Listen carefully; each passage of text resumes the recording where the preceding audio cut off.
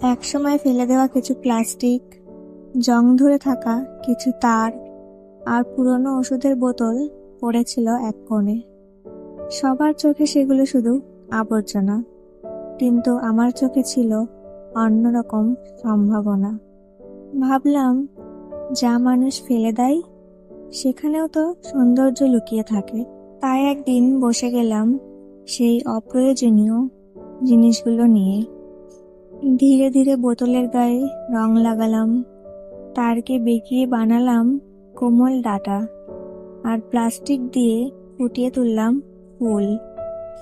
যেটা ছিল একসময় আবর্জনা, সেটাই মুহূর্তে হয়ে উঠল রঙিন ফুল আর ফুলদানি।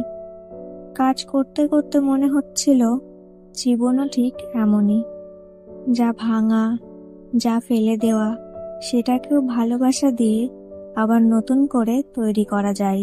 ফুলদানিটা যখন শেষ হলো, মনে হলো যেন নিজের মনের একটা টুকরো ওর ভেতরে রেখে দিলাম। আজ সেটা শুধু একটা সাজসজ্জার জিনিস নয়, বরং ছোট্ট একটা প্রমাণ যে ইচ্ছে থাকলে কিছুই অপ্রয়োজনীয় থাকে না।